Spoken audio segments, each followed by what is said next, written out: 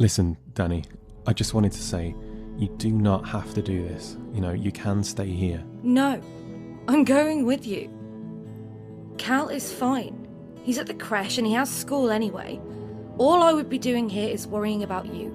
So I might as well come with you so I can make sure you're safe. Yeah, so the report doesn't state that the areas are overrun, but I think we should expect to see a fair few. So everyone just please be on your guard. I have an idea. If we split up, we can come at them from different angles, whittle them down from opposite sides. Don't move. Throw your guns on the ground and kick them over to me. How about we put the guns down and we have a nice wee chat like grown-ups instead of this standoff? What do you say, eh?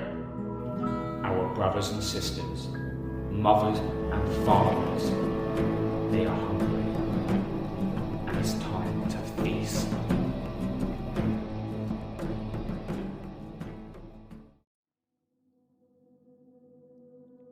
Several minutes passed since Roach and Stevenson disappeared behind the wall of destroyed cars as they made their way to the entrance of Waverley Mall. Pete, Harper, Abbot and Danny were huddled behind a burnt car, crouched down to their knees on the wet tarmac, heavy rain pouring down on top of them. Abbot was twitchy and nervous as he watched the two men leave, and he turned to the remaining crows and Danny, a cigarette hanging out of his mouth, the smoke stinging his good eye. The orange glow slowly burning, and a long piece of ash hung off the end of the cigarette. He pulled it out of his mouth and tossed it to the floor, the light extinguishing with a hiss as it hit the small puddle underneath the car. He looked through the gap which used to be a window, past the charred remains of the vehicles, their owners still sitting in the driver's seat towards the large sinkhole which took up most of the road. Abbot stretched up, creaking his back, his bones cracking loudly, and he removed another cigarette from behind his ear and lit it, the glow from the lighter illuminating his drawn, old features. Look, we need to find a way into the station. No matter what. We need those supplies. Harpy and I. We'll head towards the hall and see if there's a safe way down. First, seriously, stop calling me Harpy. I am getting sick of it. Secondly, I have a rope in my bag. If we can secure it to one of the cars or something, maybe we could use it to rappel down. I am not as young as I once was. My days of rappelling down anything are long gone. We can certainly try and use the rope to get down. When have you ever rappelled down anything?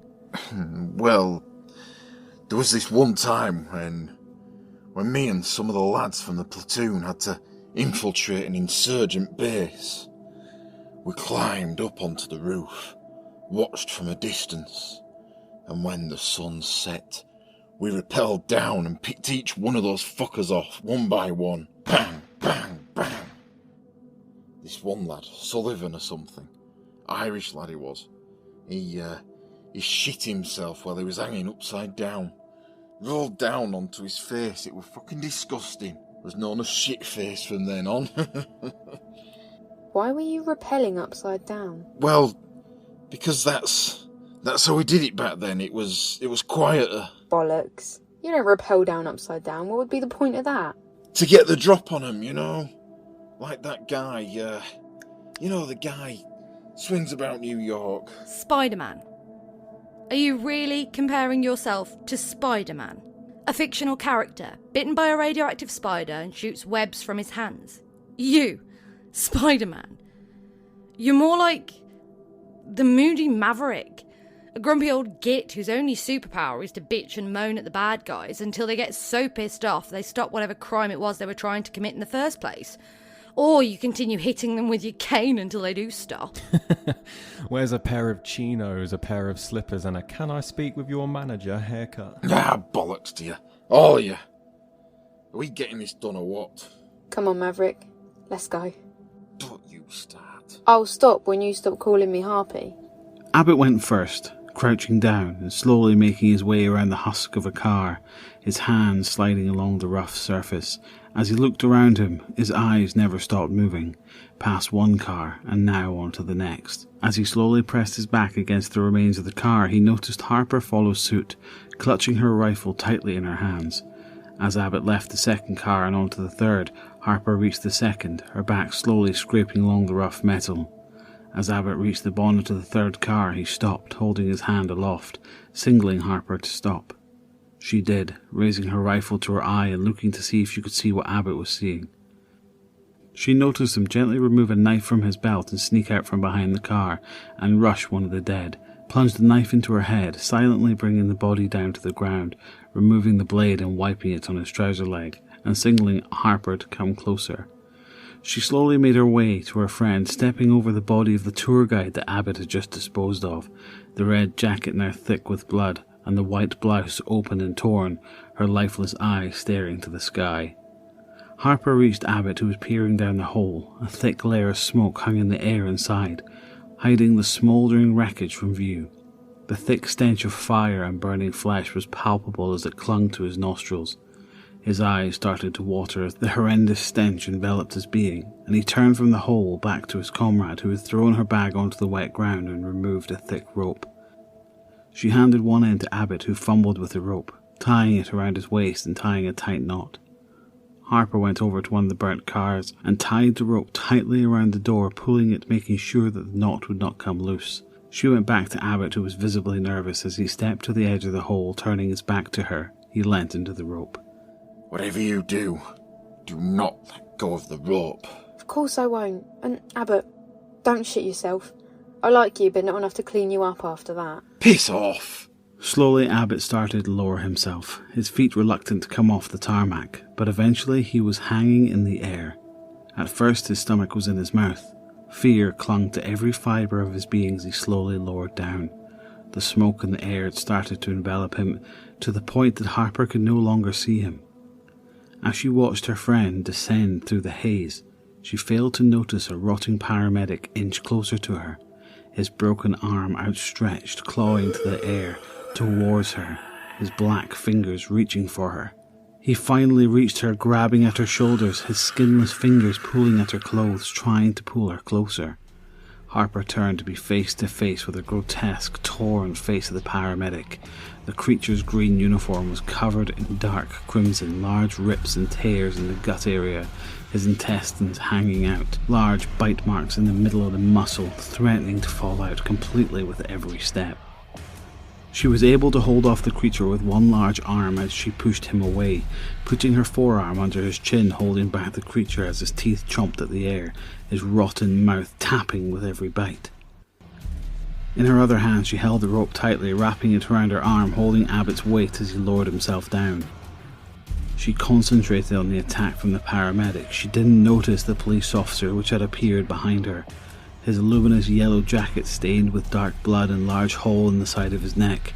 His arms clung onto her shoulder as he plunged his teeth into her throat, pulling a thick chunk of muscle out of her neck, and blood exploded, gushing down her chest as a gargled scream exploded from her mouth. With all of her might, she tried to hold on to the rope, but the paramedic was able to overpower her, plunging his teeth into the other side of her neck, ripping a large chunk of meat from her throat.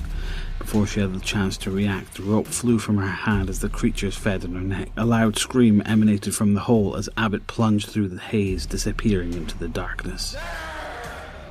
Danny and Pete were crouched behind the car, discussing plans of how they would get into the station, when suddenly the air was filled with the sound of Harper's gargled scream. Without thinking, Danny lunged from behind the car, throwing herself through the maze of mangled vehicles, removing her pistol as she ran. Danny, no! Come back! Fucking come on! She needs us! Eventually, she reached the carnage, two large men chomping on her neck, tearing and pulling, their hands reaching into her stomach, pulling at her organs, ripping them from her stomach. Blood pouring out like a waterfall as her stomach, intestines, bladder slapped on the wet tarmac. Slowly, Beth raised her hands as her eyes locked with Danny's, and with her final breath, she muttered, Please kill me.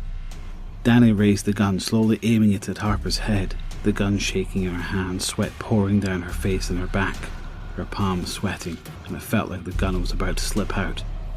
Her index finger was twitching over the trigger, but she was unable to pull it, something in her mind telling her not to, although every fibre in her being was telling her to pull it, to put an end to her suffering.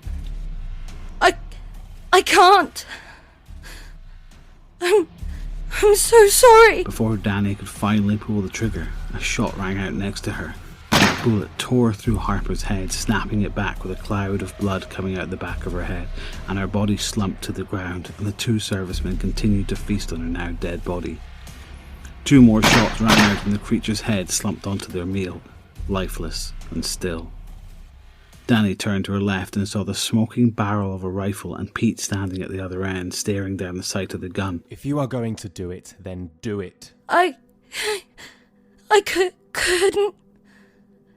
I tried, but I couldn't. Well done for trying. He lowered the gun and turned away from Danny and towards the hole, looking down through the haze to try and see if he could see Abbot, but nothing. Abbot!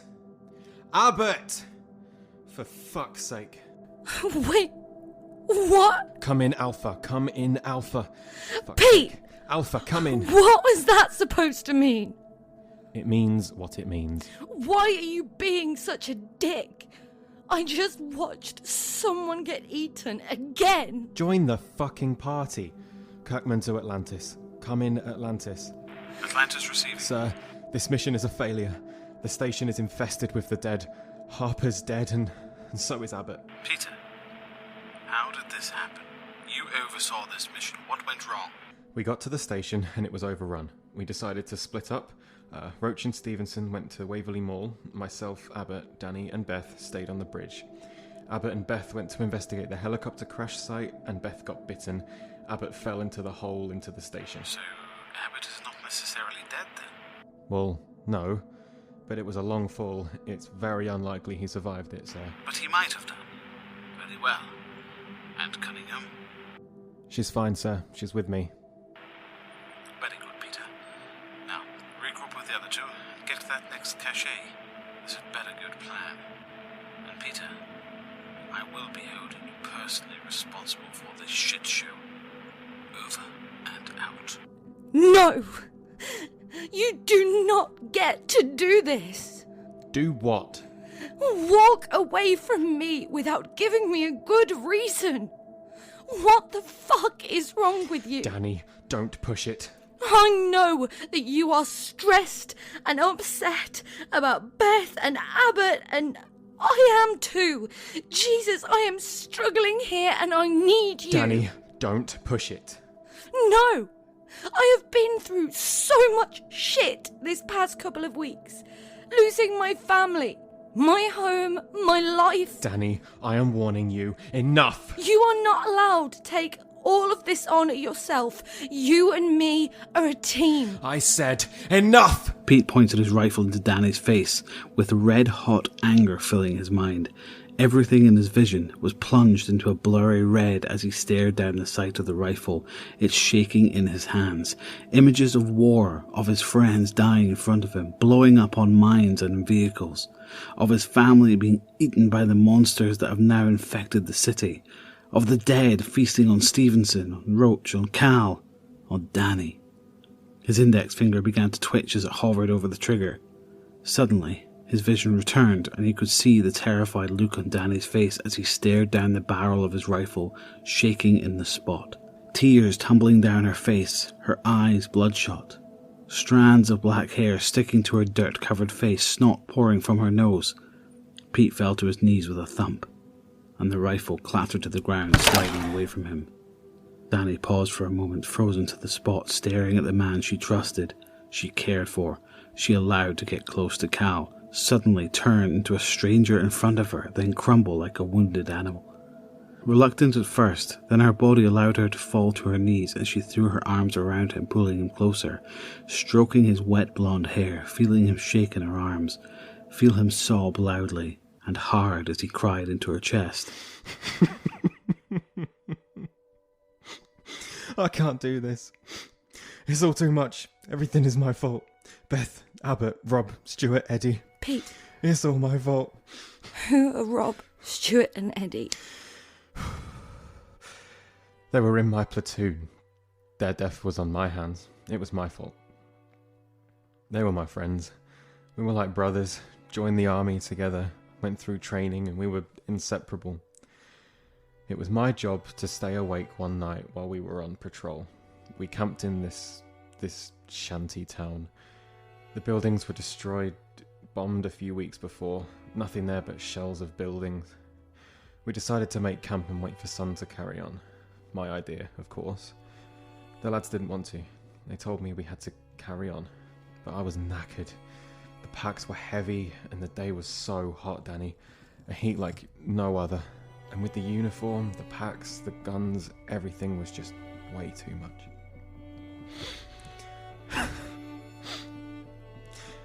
Anyway, we set up camp and I was so tired. It was my turn to keep watch. I didn't last long. I fell into such a deep sleep. Next thing I know, I wake up and they're dead. Throats were cut, blood everywhere. For some reason I was kept alive, almost like it was warning to tell the army that we should leave. That fucked me up big time. And now this. That wasn't your fault. This isn't your fault. It is. It's my mission. It's my responsibility. It's my fault. No, it's not. It's on all of us. Beth and Abbot, they were an accident. We didn't expect those things to come. It's not your fault. After a few moments, she took his head in her hands and through tears stared into his eyes, which were red and sodden with tears of pain. Danny, I'm so sorry. I didn't mean to point my gun at you. I'll never forgive myself for that. I'm just so scared. And so am I. But listen to me. We have to be strong. And we have to work together. It's just us now. I can't lose you too. You're not going to. I'm not going anywhere. I just love you so much that the thought of anything happening to you, to Cal, is just too much for me to handle. I love you too. And that's why I won't let this happen. Come on, pick yourself up. Dust yourself off and be a captain. Tell me what's next. I don't know. I guess we could try the boys again, see if we can't get through to them. And then we head to the next cache, which would be Greyfriars, so up Coburn Street, which is that way. Yes, sir. But first... Danny threw her arms around Pete's neck and she pulled him closer to her, their lips interlocking. Suddenly her heart pounded hard in her chest as he kissed her back, pulling her closer to him. Feelings exploded in her minds, feelings that she had not felt before, feelings that she would allow herself to explore. After a few minutes, the pair let each other go, stepping back, staring into each other's eyes, their breathing heavy. Danny nervously looked away from Pete, turning her face to the left, but he placed his hand on her chin and turned her face back to his, and brushed strands of her black hair behind her ears and stared into her eyes, his crystal blue eyes welcoming and warm as he gave her a half smile, a smile which told her he really loved her, he wanted her, he needed her. He placed his hand through her hair, his other on the small of her back, and pulled her closer to him, kissing her again. As the pair shared their intimate moment, they failed to notice the large horde of the dead which had escaped their confines of the station and slowly weaved their way through the graveyard of cars toward the new Lovebirds. The Fallen, an Eerie Earth production.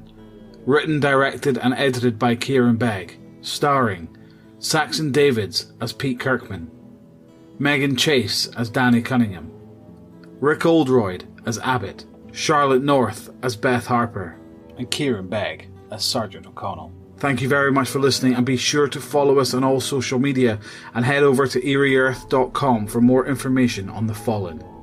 Thanks very much for listening.